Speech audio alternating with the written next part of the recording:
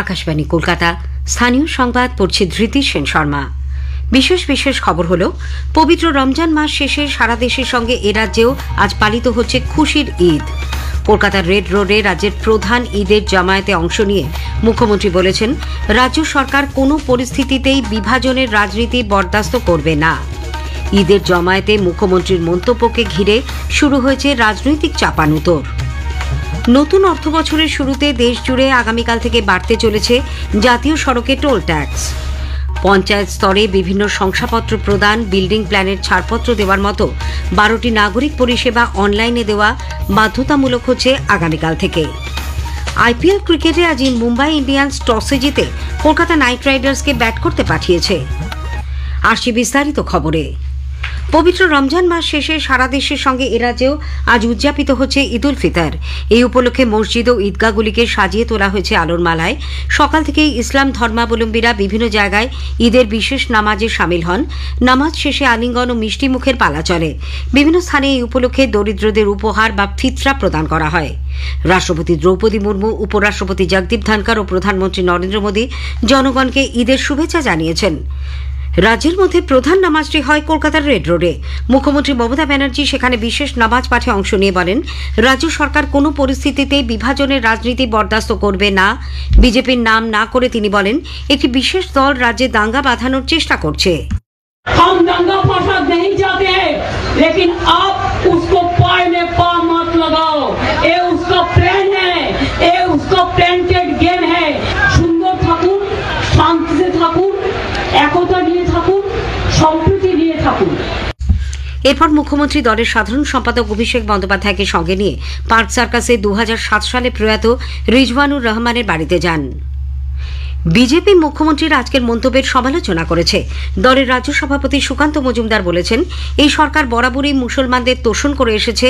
ভোটের জন্যই মমতা তাদের প্রশ্রয় দিচ্ছেন বলেও সুকান্ত বাবুর দাবি।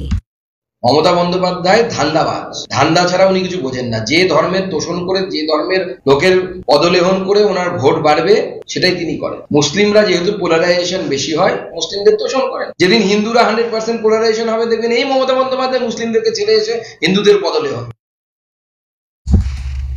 বিরোধী দলনেতা শুভেন্দু অধিকারী আজ নদিয়ার নাকাশিপাড়ায় এক সাংবাদিক সম্মেলনে বলেছেন, মুখ্যমন্ত্রীর এই ধরনের মন্তব্য ক্ষমার অযোগ্য।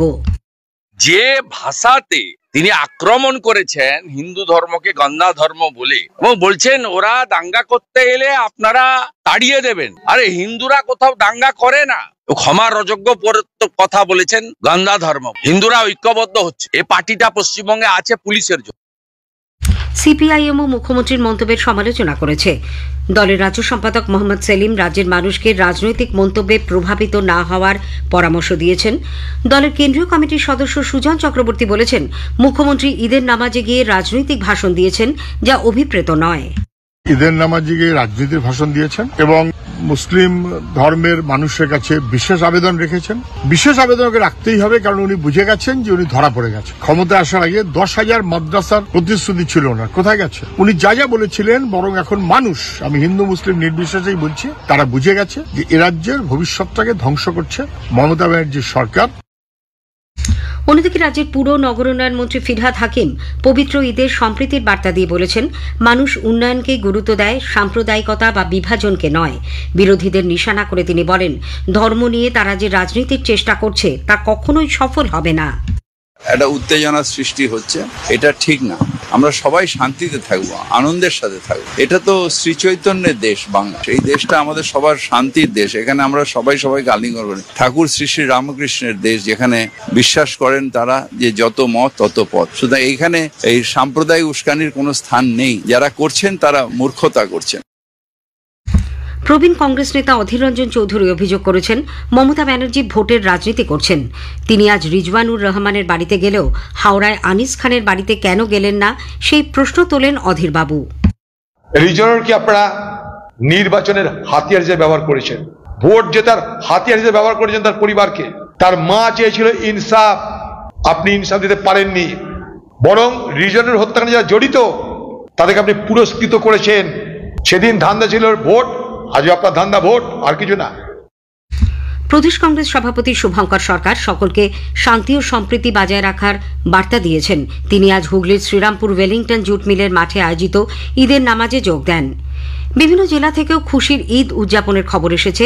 মুর্শিদাবাদের ঈদ নিয়ে আমাদের জেলা সংবাদদাতার একটি প্রতিবেদন। ধর্মীয় মর্যাদার সমারোহের সাথে গোটা পশ্চিমবাংলায় আজ উদযাপিত হচ্ছে ঈদ উল ফিতর। মুর্শিদাবাদ জেলার বিভিন্ন প্রান্তেও আজ মর্যাদার সাথে উদযাপিত হচ্ছে এই ঈদ। সকাল থেকে নির্ধারিত নানান সময়ে বিশেষ প্রার্থনা ঈদের নামাজে সামিল হয়েছিলেন লক্ষ লক্ষ মানুষ। জেলার গঞ্জ, মফস্বল শহর ও শহরতলিতে উৎসবের আমেজ ছিল। ইতিমধ্যে জেলায় ফিরেছেন প্রবাসের কর্মরতরা, ভিন রাজ্য ও ভিন দেশ থেকে ঘরে ফিরেছেন পরিযায়ী শ্রমিকেরাও, তারাও সামিল হয়েছেন ঈদে।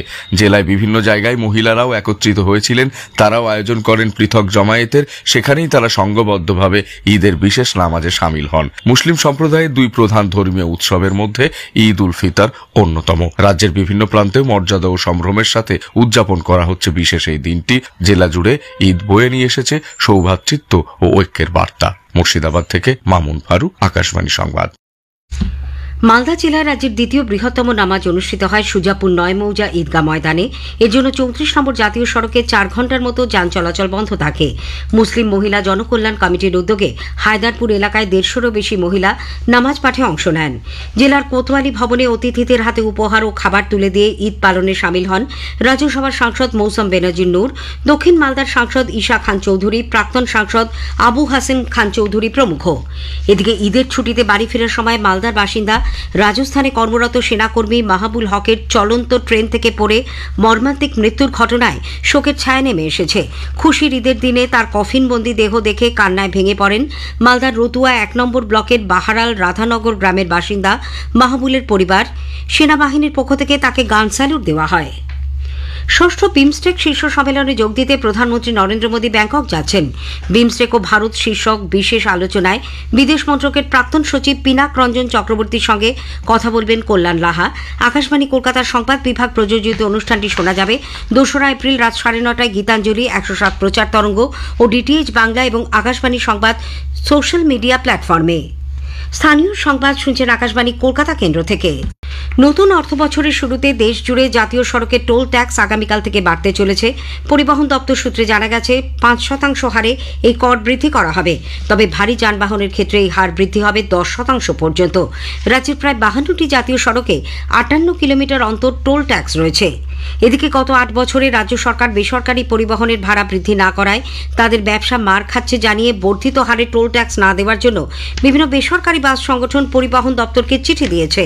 এই বিষয়ে রাজ্যকে অবিলম্বে কেন্দ্রের সড়ক ও পরিবহন মন্ত্রকের সঙ্গে কথা বলার আবেদন জানানো হয়েছে। পঞ্চায়েত স্তরে বিভিন্ন শংসাপত্র প্রদান, বিল্ডিং প্ল্যানের ছাড়পত্র দেওয়ার মতো ১২টি নাগরিক পরিষেবা অনলাইনে দেওয়া আগামীকাল থেকে বাধ্যতামূলক হচ্ছে। স্মার্ট পঞ্চায়েত কর্মসূচির গত ২ বছরে এরকম ৩২টি পরিষেবা অনলাইন মাধ্যমে আনা হলেও এতদিন তা বাধ্যতামূলক ছিল না। আগামীকাল ১ এপ্রিল থেকে তা আবশ্যিক হচ্ছে। ইতিমধ্যে রাজ্যের পঞ্চায়েত দপ্তর জেলাগুলিকে এই মর্মে নির্দেশিকা পাঠিয়েছে।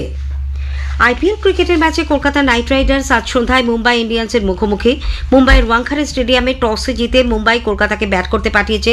শেষ খবর পাওয়া পর্যন্ত কেকেআর ৩ উইকেট হারিয়ে ৪১ রান করেছে। উল্লেখ্য, ২ দলই এর আগে টুর্নামেন্টে শেষ খবর পাওয়া পর্যন্ত কেকেআর ৪ উইকেট হারিয়ে ৪১ রান করেছে। উল্লেখ্য, ২ দলই এর আগে টুর্নামেন্টে ২টি করে ম্যাচ খেলেছে।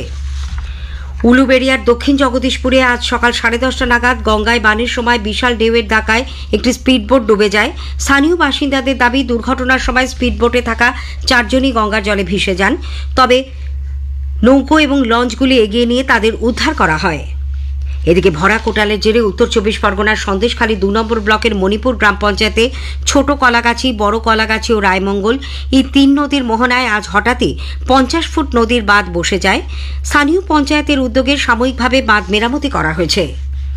মালদা টাউন স্টেশন থেকে প্রায় কোটি টাকার মাদক সহ ২ ব্যক্তিকে গ্রেপ্তার করেছে পুলিশ। ২ নম্বর প্ল্যাটফর্ম থেকে গতকাল মোহাম্মদ বসির ও গুড্ডু কুমার নামে এই দুজনকে ধরা হয়। ধৃতদের আজ মালদা জেলা আদালতে তোলা হলে ৭ দিনের পুলিশ হেফাজতে পাঠানো হয়েছে। কলকাতা পুলিশের এসটিএফ আনন্দপুর থানায় এলাকায় এক পুরুষ ও এক মহিলার কাছ থেকে 10টি আগ্নেয়াস্ত্র ও গুলি উদ্ধার করেছে। হুগলির বাসিন্দা ধৃত এই দুজনের মধ্যে একজন মহিলা। এদের আজ আলিপুর আদালতে তোলা হলে ১২ এপ্রিল পর্যন্ত এসটিএফ হেফাজতে পাঠানো হয়। নাবালিকার ওপর যৌন নির্যাতন চালানোর অভিযোগে সুভাষ বিশ্বাস ওরফে সাধু নামে এক আইসক্রিম বিক্রেতাকে আজ গ্রেপ্তার করেছে বর্ধমান থানার পুলিশ। তাকে আজ সিজেএম এজলাসে পেশ করা হলে আগামীকাল পক্সো আদালতে পেশের নির্দেশ দেওয়া হয়েছে।